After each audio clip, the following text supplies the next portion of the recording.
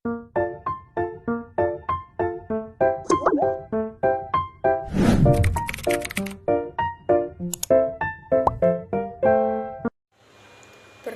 saya Ayu Friska Purba dengan NIM F1S1220058. Assalamualaikum warahmatullahi wabarakatuh. Perkenalkan, nama saya Agung Prayogo dari R002 dengan NIM F1E1221157. Assalamualaikum warahmatullahi wabarakatuh. Perkenalkan, nama saya Yogi Aprilianto. Saya dari Prodi Sistem Informasi NIM F1E1221104, Fakultas Sains dan Teknologi. Saya dari ruang R002. Perkenalkan, nama saya Febri Heriansa, NIM F1E1222195 dari Prodi Sistem Informasi. Pengetahuan dan sumber pengetahuannya. Pengetahuan. Menurut Kamus Besar Bahasa Indonesia, arti kata pengetahuan adalah segala sesuatu yang diketahui berkenaan dengan sesuatu hal. Pengetahuan juga sering disebut dengan fakta, kebenaran, atau informasi yang diperoleh melalui pengalaman atau pembelajaran yang disebut dengan posteriori, atau melalui introspeksi yang disebut dengan priori. Jenis-jenis pengetahuan. 1. Pengetahuan biasa atau common sense atau good sense yang diperoleh dari pengalaman sehari-hari.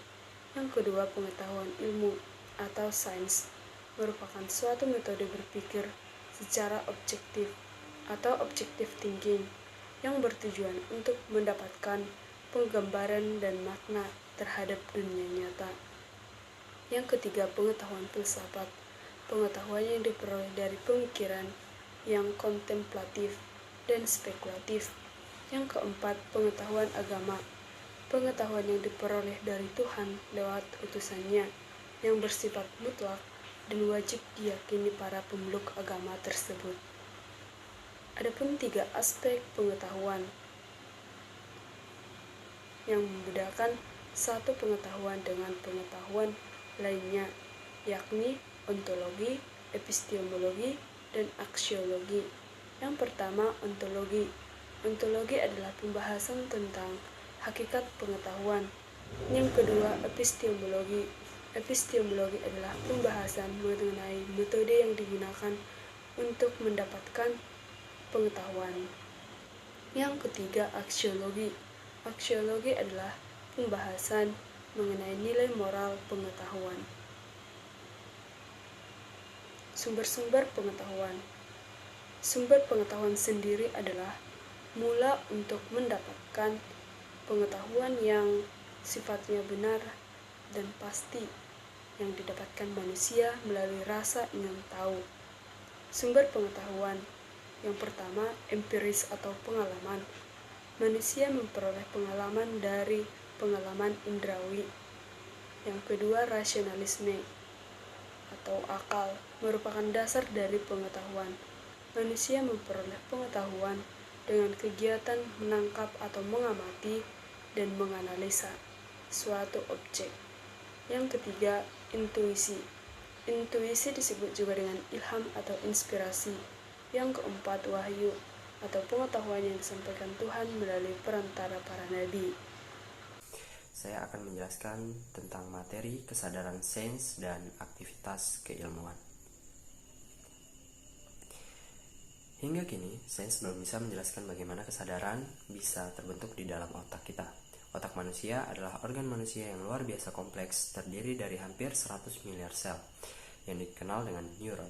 Dan setiap satu sel dapat terhubung dengan 10.000 sel lainnya, membentuk sekitar 10 triliun sambungan saraf. Hingga abad ke-20, berkembang larangan tidak tertulis untuk mempertanyakan tentang masalah kesadaran ini. Dianggap bukan topik yang cocok untuk dibahas dalam dunia sains. Dan sekarang semuanya telah berubah. Banyak ilmuwan yang meyakini bahwa masalah kesadaran ini adalah sebuah masalah serius dalam ilmu sains. Masalah yang dihadapi untuk meneliti kesadaran ini sangat berbeda dengan masalah sains lainnya. Salah satunya adalah karena kesadaran tidak bisa diamati.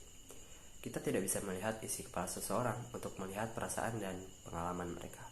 Dan apabila kita tidak menyertakan pengamatan dari perspektif orang ketiga, maka kita tidak punya dasar yang kuat untuk bisa mengungkapkan masalah kesadaran ini dari sisi sains.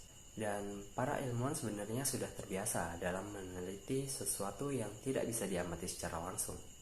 Sebagai contoh, elektron. Karena terlalu kecil untuk bisa diamati, tetapi para ilmuwan mengakui keberadaan wujud ini secara sains.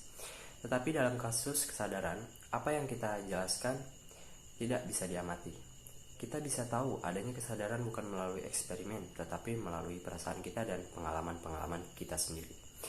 Jadi, bagaimana sih sains bisa menjelaskannya? Apakah kita bisa mengungkapkannya melalui data dari pengamatan, melakukan eksperimen, contohnya untuk membuktikan bahwa apa yang kita amati sesuai dengan yang diprediksi oleh sebuah teori. Dan untuk melakukan penelitian terhadap kesadaran yang tidak bisa diamati ini, para ilmuwan merubah metodologi penelitian tersebut. Para ilmuwan menemukan cara dengan mengkolerasikan pengalaman-pengalaman yang tak teramati dengan mengamati proses yang terjadi di otak, dengan cara melakukan pemindaian pada otak para partisipan dan membuat laporan berdasarkan pengalaman yang telah mereka rasakan. Dengan melakukan metode ini, kita bisa menetapkan misalnya perasaan lapar berkolerasi dengan aktivitas dari bagian hipotalamus di otak. Sayangnya akumulasi dari korelasi yang telah dilakukan ini belum bisa menyimpulkan teori tentang kesadaran. Dan faktanya, bukan hal yang baru bahwa metode sains standar yang digunakan para ilmuwan dalam penelitian tidak bisa digunakan dalam mengungkapkan apa itu kesadaran. Dalam sebuah buku yang berjudul Galileo's Error, Foundation for a New Sense of Consciousness, sains modern secara eksplisit telah mengecualikan masalah kesadaran ini. Sebelum masa dalam kutip bapak dari ilmu sains modern yang bernama Galileo Galilei, ilmuwan meyakini bahwa dunia fisik terdiri atas kualitas seperti warna dan bau. Tetapi Galileo mengajukan hanya ada sains yang bersifat kuantitatif dalam dunia fisik. Dan dia menyatakan bahwa kualitas yang ada tidak termasuk dalam dunia fisik, tetapi ada dalam sebuah kesadaran, di mana dia memasukkannya dalam wilayah di luar sains. Dan pendapat Galileo ini telah menjadi dasar pemikiran sains hingga kini. Dan selama kita masih berpegang pada hal tersebut, yang bisa kita lakukan adalah menentukan korelasi antara kuantitatif dari proses yang terjadi di dalam otak yang bisa diamati dan pengalaman yang bersifat kualitatif yang tidak bisa dijelaskan secara sains. Mengapa keduanya bisa saling berhubungan?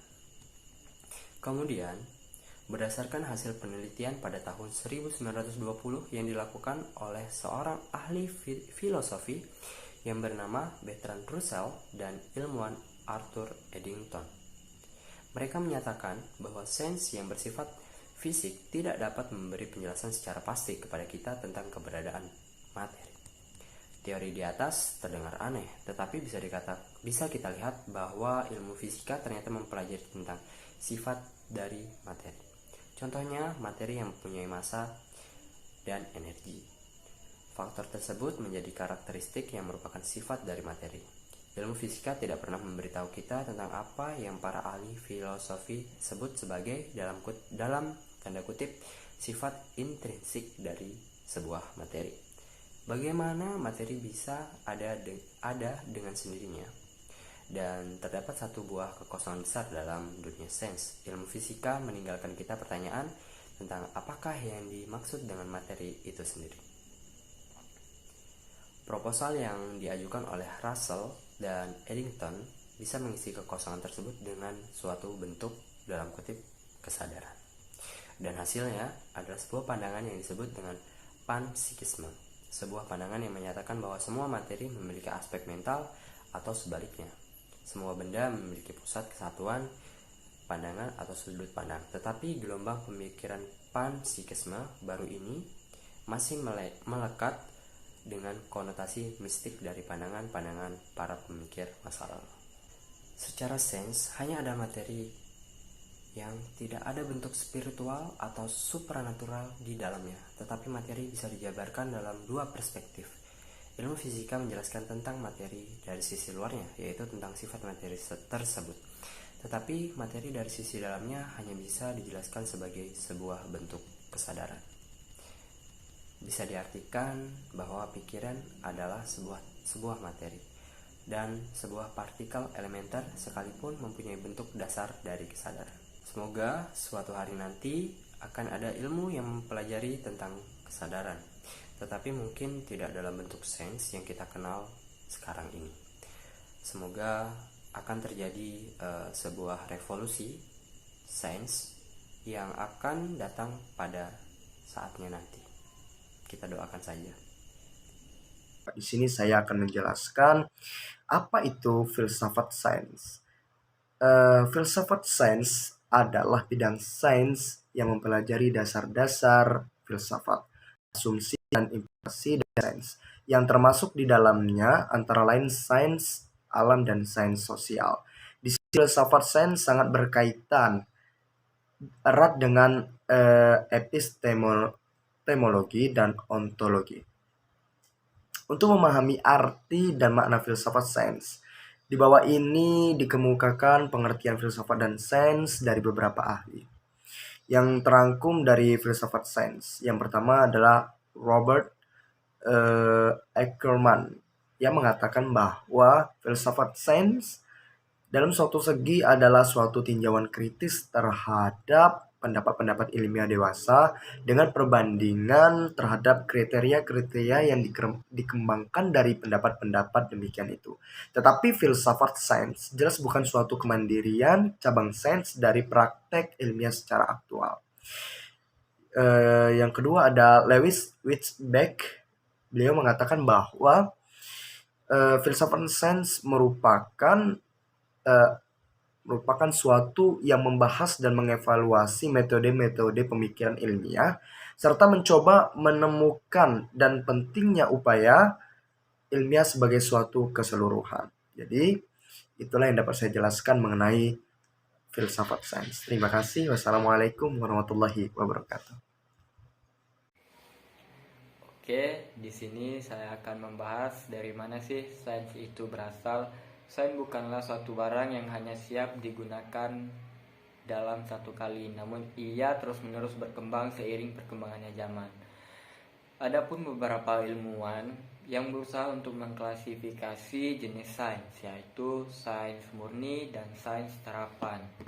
Adapun negara pertama kali dengan perkembangannya sains yaitu berada di Yunani, yang merupakan ilmuwan pengetahuan yang berkembang bermula dengan spekulasi filsafat. Kemudian ada negara Mesir. Mesir merupakan salah satu bangsa yang sangat memperhatikan perkembangannya zaman. Bagaimana tidak, awal mulanya matematikawan untuk melakukan pengukuran tinggi bangunan piramida memerlukan matematika untuk dapat mengkonstruksi bangunan sedemikian rupa. Salah satu bentuk terbesar pada saat itu yang menjadi pusat para ilmuwan untuk berkumpul dan berpikir pikiran adalah kota Alexandra. Kemudian ada Arab Islam. Perkembangan ilmu pengetahuan, filsafat, dan teknologi kini berkembang di Islam dengan basis ajaran agama Islam. Kemudian bangsa Barat. Pada awalnya wilayah Cordoba merupakan wilayah milik kerajaan Kristen Romawi di Eropa. Seiring perkembangannya perluasan wilayah kekhalifahan Islam, wilayah Cordoba berhasil dikuasai oleh kekhalifahan Islam. Sehingga saat itu masyarakat Cordoba mulai berinteraksi dengan budaya dan teknologi yang sedang berkembang. Kemudian ada bangsa Eropa. Seiring dengan padatnya benua Eropa, masyarakat Eropa bertujuan untuk mengadu nasib di negeri Amerika. Adapun sains yang berkembang di Eropa juga dibawa ke benua Amerika, yang berguna untuk melakukan pengolahan sumber daya alam sesuai dengan situasi ekologi di Amerika. Kemudian ada di negara kita sendiri, yaitu Indonesia. Merupakan masyarakat Indonesia pernah mengalami persinggungan dengan bangsa asing yang sangat banyak bermula dari tibanya bangsa Belanda. dengan Cornelius de Houtman yang menginjakan kakinya di pelabuhan Sunda, Kelapa, kemudian diikuti oleh bangsa Eropa lainnya. Dapat dibuktikan dengan beberapa peneliti yang justru tertarik di Indonesia untuk melakukan penelitian pada saat melakukan kontak secara langsung dengan masyarakat Indonesia pada saat melakukan penjelajahan di samudra dahulunya. Sekian penjelasan dari saya. Wassalamualaikum warahmatullahi wabarakatuh.